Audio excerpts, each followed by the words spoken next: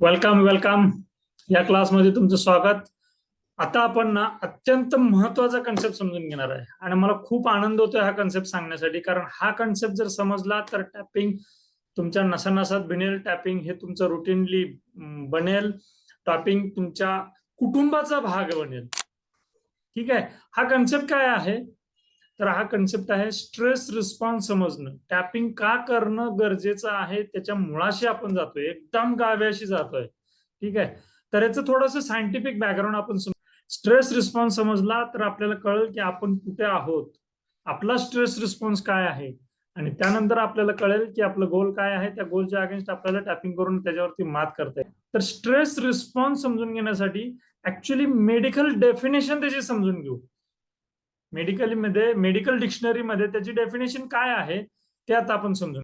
चला, stress response काय आहे त्याची व्याख्या.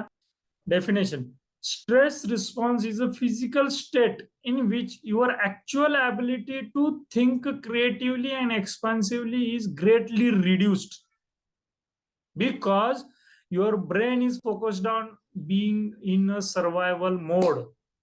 म्हणजे अशी आपली फिजिकल अवस्था, आपली शारीरिक अशी अवस्था की ज्याच्यामध्ये आपण क्रिएटिव्हली काही करू शकत नाही. त्या ज्या काही क्षमता असतात आपल्या, त्या क्षमता आपण वापरूच शकत नाहीये, कारण आपलं फिजिकल हे सर्वायवल मोड मध्ये अडकलेलं असतं.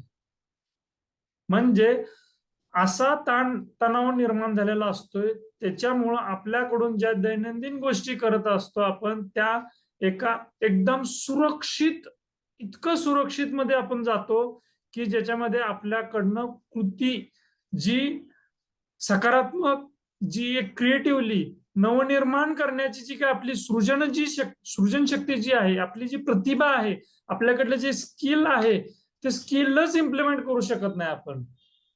का तर आपल्या मनाची अवस्था, आपल्या शरीराची अवस्था ही सर्व्हायवल मध्ये अडकलेल्या असत्या. सर्व्हायवल म्हणजे ह्या गोष्टी आपल्याला कराव्याच लागतात, अशा काही गोष्टी असतात आपल्या आयुष्यातल्या की ज्याच्यामध्येच आपलं अडकून जातं. दैनंदिन हे रुटीन, हे शेड्यूल, हे इतकं आपण व्यस्त होऊन जातो की नवीन काय आपल्याला सुचतच नाही. आणि हा परिणाम हा स्ट्रेस रिस्पॉन्स आहे. हेच थोडंसं अजून डिटेल समजून घेऊ. हे समजणं अत्यंत गरजेचं आहे. हे समजलं तर त्याचा उलगडा करण्यासाठी कशा पद्धतीने आपल्याला टॅपिंगच्या माध्यमातून त्याचा वापर करता येईल, त्या टॅपिंगचा कसा वापर करता येईल ते पाहणं सोपं जाईल. स्ट्रेस रिस्पॉन्स म्हणजे काय तर फाईट आणि फ्लाईट रिस्पॉन्स. म्हणजे एखादी गोष्ट, एखादा तणाव निर्माण जर झाला तर त्या तणावामध्ये आपल्याकडनं दोन प्रकारच्या आपल्या रिस्पॉन्सेस येतात आपल्या शरीराकडून, की त्या समस्येला आपण एकतर भिडतो किंवा त्या समस्येतून आपण पळून जातो. मी हे अनेक वेळा मी सांगण्याचा प्रयत्न केलेला आहे की स्ट्रेस रिस्पॉन्स म्हणजे काय. हे सांगत असताना मी मुद्दामून सापाचं उदाहरण दिलेलं आहे. काय आहे की तुम्ही जिथं कुठं आहात तिथं आता इमिडिएटली जर साप आला तुमच्या पायात किंवा आजूबाजूला, लगेच जवळ कुठेतरी साप आला, तर काय करतो आपण? दोन क्रिया करतात नॅचरली. काय? एक तर त्या सापाला आपण मारायचा प्रयत्न करतो किंवा आपण तिथनं पळून जातो. मग हे ज्यावेळेस पळून जातो किंवा हा ज्यावेळेस रिस्पॉन्स घडतो त्यावेळेस आपल्या शरीरात काय घडत असतं? इमिडिएटली तणावाचे हार्मोन्स वाढलेले असतात. त्या पॉइंटला तणावाचे हार्मोन वाढलेले असतात आणि आपली बॉडी कशी रिॲक्शन देते? छाती धडधड होतं, भीती वाटते, हार्टबीट वाढल्यामुळं सगळं ब्लड प्रेशर वाढतं, सगळं असं तणावाची परिस्थिती निर्माण होते. आणि काहींच्या बाबतीत तर हे पण लक्षात येत असेल की त्यांची स्किन ही लालबुंद झालेली असते. म्हणजे आपले जे काही डायजेस्टिव्ह सिस्टीम्स, आपले जे काही reproductive system, central nervous systems, blood circulation systems, ह्या ज्या काही सगळ्या सिस्टीम्स असतात, इथला जो नॉर्मल फंक्शनिंग जे चालू असतं, इकडला सगळा जो काही नॅचरली जे काम चालू असतं, तिकडला सगळा फोर्स हा सर्व्हायवल मोडसाठी, म्हणजेच एकतर फाईट करण्यासाठी किंवा फ्लाईट करण्यासाठी इकडे आलेला असतोय.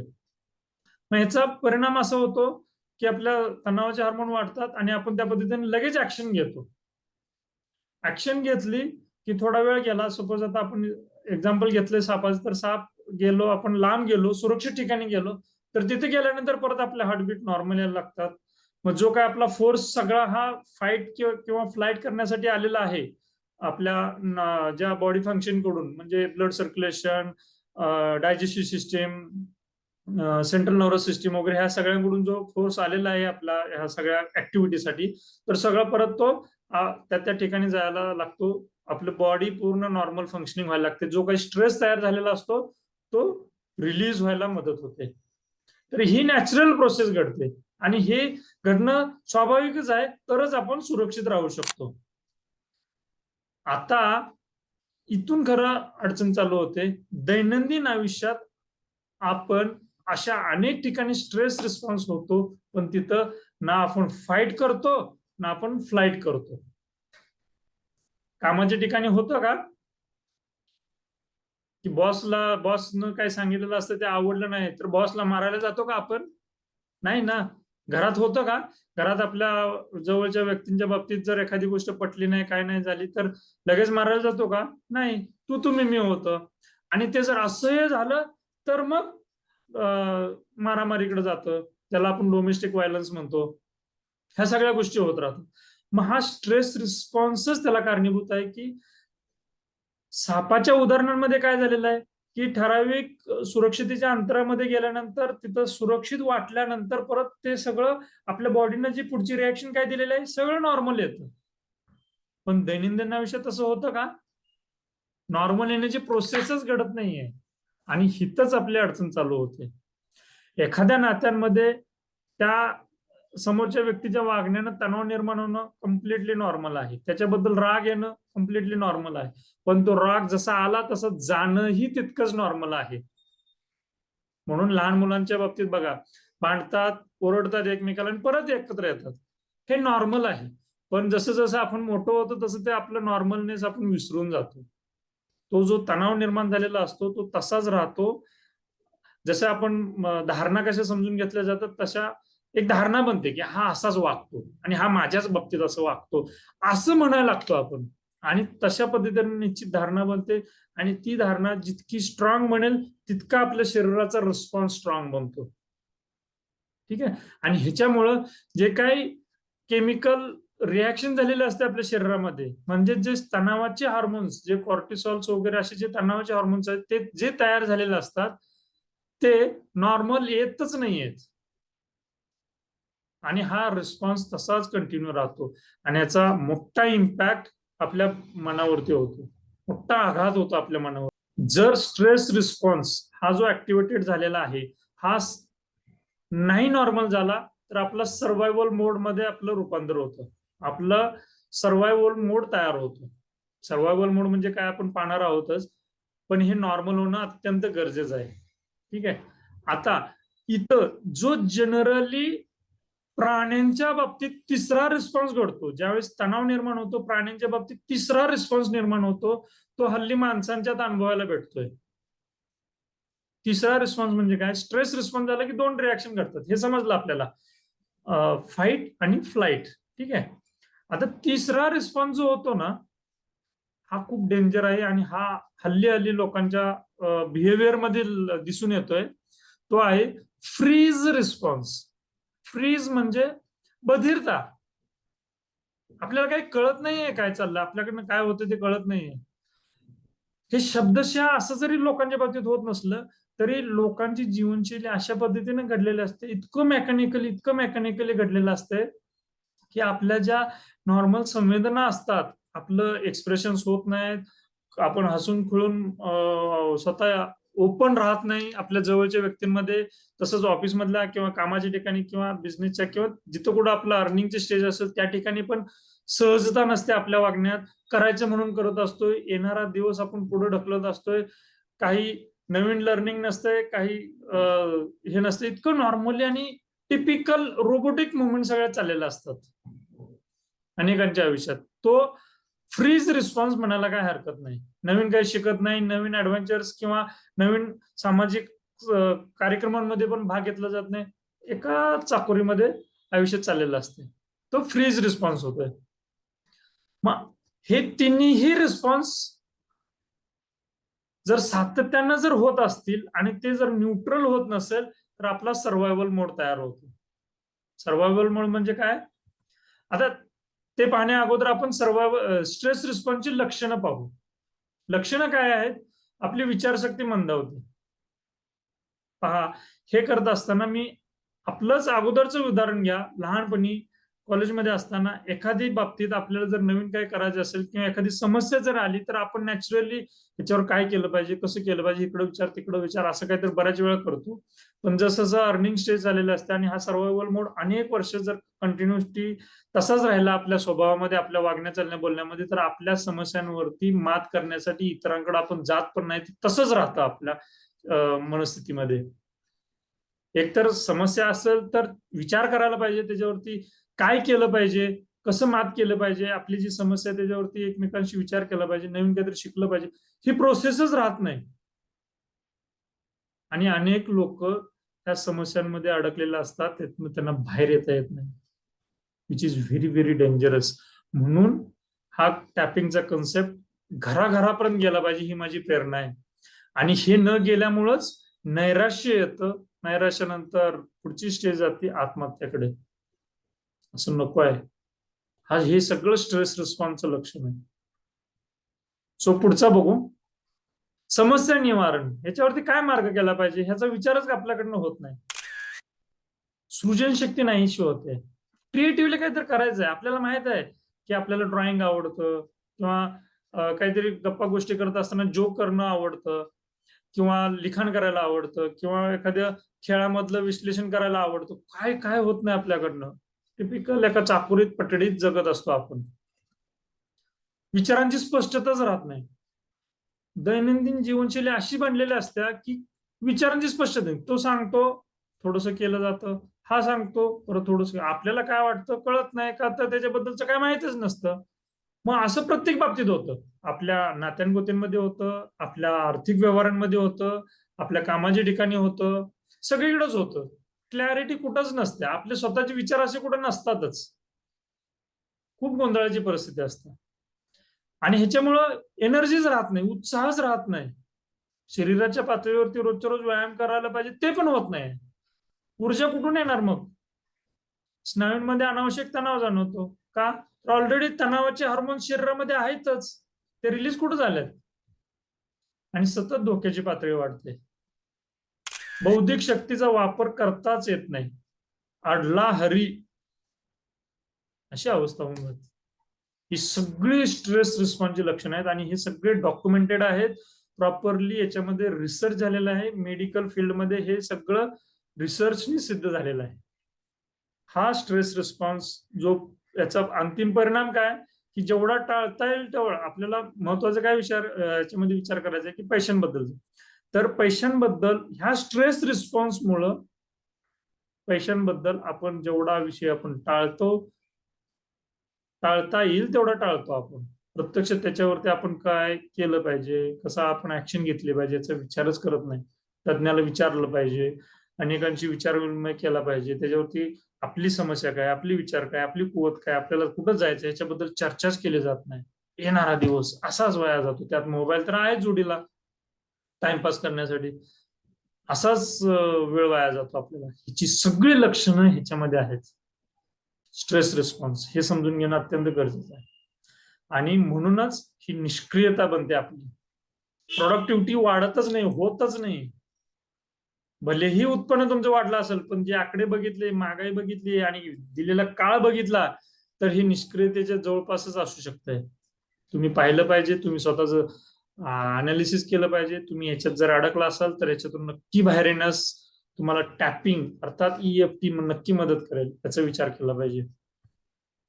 स्ट्रेस रिस्पॉन्समुळे काय होतं, पैशांबाबतच्या स्वतःच्या सिच्युएशनचा विचार करण्यासाठी वेळ, ऊर्जा आपण लक्षच देत नाही त्याच्याकडं. भीती, चिंता, निराशा, वेदना, राग, वैताग या सर्व भावना उद्दीपित होतात. सगळं घेऊन जगत असतो आपण आणि याचा परिणाम म्हणजेच हा सगळा स्ट्रेस रिस्पॉन्स. नकारात्मक भावना, कायम सर्व्हायवल माइंडसेट असतो, करावं लागतं म्हणून करत असतो. जॉब आवडत नाही पण करावं लागतो अशी मनस्थिती असते. बॉसचं सांगितलेलं पटत नाही, करावं लागतं म्हणून करतो, विच इज व्हेरी डेंजरस. तसं नको आहे. नियोजन, प्रत्यक्ष कृती, त्याच्यावरती काहीतरी नवीन नवीन काहीतरी ऍक्टिव्हिटी करणं, आपल्याला स्पष्टता असणं, आपल्या कामामध्ये आपल्या कृतीमध्ये स्पष्टता असणं, हे सगळं शून्य असते. आणि या सगळ्यात महत्वाचा घटक आहे की उत्पन्नाबाबत आपल्याला, म्हणजे आपल्या इन्कम बद्दल आपण काय वाटतं ह्याचा विचारच करत नाही. कारण ह्या सगळ्या ज्या भावना असतात सर्व्हायव्हल मोडमध्ये, राग, भीती, चिंता, ह्या सगळ्या भावनांमुळे तसेच विचार येतात आपल्याला आणि तसेच आपल्याकडनं कृती होतात. एक दुष्टचक्र आपलं चालू असतं आणि याच्यामुळे एक सर्व्हायव्हल मोड बनतो आपला. आता पाहूया सर्व्हायव्हल मोड म्हणजे काय. मी फक्त जिवंत राहण्यासाठी करतोय, न कळतपणे बोललं जातं किंवा तीच मनस्थिती असत्या किंवा ह्या सगळ्याचं कन्क्लुजन बघितलं ना आपण. निश्चित विचारसरणी जी असते, धारणा जी असतात, त्या अशा पद्धतीचं असतात. मी जिवंत राहण्यासाठी करतोय. मला काय आता फक्त बिलं भरायचे आहेत, झाल्यात सगळं, मुलं मोठी होतात, चालू आहे त्यांचं कॉलेज, शाळा, जे काय असेल ते, आता हप्ते भरायचे आहेत, बस. अजून काय, EMI भरायचे आहेत, ह्या घराचं लोन चालू आहे, त्या घराचं लोन चालू आहे, हे कर्ज काढले, ते कर्ज काढले, चाललंय आपलं. माझं फक्त EMI भरायचे आहेत, माझं फक्त एवढंच आहे, माझं फक्त एवढंच. अशा पद्धतीची मेंटॅलिटी बनते. हे खरं नको आहे. हाच सर्व्हायव्हल मोड. आता इथं सर्व्हायव्हल मोड ज्याच्या त्याच्या भौतिक किंवा कौटुंबिक पार्श्वभूमीनुसार त्याचा वेगवेगळा असू शकतो. कोण जॉबमध्ये अडकले, कारण नसताना जॉबमध्ये अडकलेले असतात किंवा नको असलेल्या जॉबमध्ये अडकलेले असतात. स्वतःच काहीतरी वेगळं करायचं असतंय, भले बिझनेसमध्ये असेल, जॉब करत असताना असेल, स्वतःचे विचार, स्वतःची क्रिएटिव्हिटी काहीतरी वेगळे असू शकतात. असं एक स्वतःचं व्यक्तिमत्व स्वतःच्याच मनामध्ये असतंय आणि प्रत्यक्ष जगत वेगळं काहीतरी असतात. म्हणजे ते एकाच वेळेस दोन दोन लेवलवर ते जगत असतात आणि हा संघर्ष कंटिन्युअसली चालू असतो. स्वतःचं व्यक्तिमत्व काहीतरी वेगळं सांगताय आणि बाहेर कृती काहीतरी दैनंदिन रोजच्या रोज ही वेगळी काहीतरी करत असत्या. हा संघर्ष कंटिन्युअसली वेगळा चालतो. हे कुठेतरी एकत्र येतच नाहीये. हा सर्व्हायव्हल मोड आहे. सर्वसामान्य लोकांची कमतरता, इट्स नॉट इनफ, हा पण एक सर्व्हायव्हल मोड असू शकतो. कारण तशा पद्धतीच्या लहानपणापासूनच्या भावना, तसे विचार लहानपणापासून एम्बेडेड झालेले आहेत, सबकॉन्शियस लेवलवरती असे घुसलेले आहेत. तो संस्कार झालेला आहे आजूबाजूच्या वातावरणामुळे. किंवा काय वडील काय करू शकत, काय करू देत नाहीयेत, वेगळं काय करू देत नाहीत, आउट ऑफ बॉक्स जाण्यासाठी आपल्याला सपोर्ट भेटत नाहीये, हा पण एक सर्व्हायव्हल मोड असू शकतो. किंवा घरची पार्श्वभूमी अशा पद्धतीची आहे, जबाबदारी अशा पद्धतीची आहे, हे आतलं जे सांगणारं व्यक्तिमत्व आहे, ह्याला साथ घालून कृती करण्यासाठी काय करतच नाही, आपण करावं लागतात म्हणूनच करतोय, म्हणून हे संघर्ष हा कंटिन्यू चालू राहतो. आणि ह्याच्यावरती मात न करता आपलं एक सुरी चाकोरीबद्ध जीवन जगत असतात. हा अत्यंत महत्वाचा कन्सेप्ट आहे. हे ज्यावेळेस आपल्याला समजतं, त्यावेळेस खऱ्या अर्थानं आपल्याला याच्यावरती मात करावी लागते. मला खूप काही वेगळं करावंसं वाटते, हे बघा, हे वाक्य तर सर्रास म्हटलं जातं. मला खूप काही वेगळं करावंसं वाटतं, पण काहीतरी वेगळं म्हणजे नेमकं कायच माहित नसतं. माझी आत्ताची पैशांची गरज जर भागली तर मी जे काय करतोय ते बंद करून दुसरे काहीतरी करेन. म्हणजे जे काही कर्ज बिर्ज, जे काही लायबिलिटीज वगैरे असतात, तर ते जर भागलं, ते जर नील झालं, तर मी नक्की दुसरं काहीतरी करेन, अशी पण प्रेरणा असते. पण अशी प्रेरणा घेऊन 10-10 वर्ष, 15-15 वर्ष, 20-20 वर्ष लोक जगतायत. एक कर्ज पेटलं तर दुसरं कर्ज, दुसरं पेटलं तिसरं, असं कर्जा पाठोपाठ कर्ज घेत राहतायत, पण वेगळं काय करेन काहीच कृती करत नाही. तर तो पॅटर्नच बनलेला असतोय. फक्त म्हटलं जातं मी दुसरं काहीतरी करेन, काय होत नाही कृती. सर्व समस्यांचे मूळ पैसा आहे आणि पैसा मिळाल्या सर्व समस्या सुटतील, असं पण वाटतं त्यांना, पण तसं नाही आहे. खूप खूप मोठा हा कन्सेप्ट आहे, सर्व्हायव्हल मोड आहे. त्याच्यातून आपल्याला बाहेर यावं लागणार आहे. तुम्ही स्वतःहून कितीही प्रयत्न केलात, सेल्फ डेव्हलपमेंट, सेल्फ हेल्प, स्वय विकासाची जी काही पुस्तकं आहेत, क्लास आहेत, सेमिनार्स आहेत, वर्कशॉप आहेत, स्पिरिच्युअल गायडन्स असेल, उत्कृष्ट टीचर कडून, उत्कृष्ट ट्रेनर कडून तुम्ही ज्यावेळेस असं मार्गदर्शन घेतलं, तरी जोपर्यंत सर्व्हायव्हल मोड न्यूट्रल होत नाही ना, तोपर्यंत खऱ्या अर्थानं आपल्या आयुष्यात बदल घडत नाही. आणि हाच महत्वाचा कन्सेप्ट आहे. हे ज्यावेळेस समजतं त्यावेळेस तुमचं बघा, फास्ट ट्रॅक वरती सक्सेस भेटायला चालू होईल. तुम्हाला अनेक गोष्टी सुरळीत व्हायला लागतील, सहजता निर्माण होईल तुमच्या आयुष्यात. नात्यांच्या पातळीवरती सहजता, पैशांच्या पातळीवरती सहजता, जिथं पाहिजे जेवढे हवे आहेत तेवढे यायला चालू होतील. अनेक अपॉर्च्युनिटी भेटतील. अपॉर्च्युनिटी भेटल्यानंतर मुळात अपॉर्च्युनिटी दिसायला लागतील आणि दिसलेल्या अपॉर्च्युनिटीला तुम्हाला ऍक्शन घेता येईल. ऍक्शन घेण्यासाठी कृती होईल तुमच्याकडनं ऑटोमॅटिकली आणि कृती झाल्यानंतर रिझल्ट तर येणारच आहे. अशा प्रोसेसमध्ये तुम्ही जाल किंवा टॅपिंगच्या सहाय्याने हे सगळं समजून घेऊन त्याच्यावरती टॅपिंगच्या माध्यमातून हा सर्व्हायव्हल मोड न्यूट्रल करण्याची प्रोसेस करा.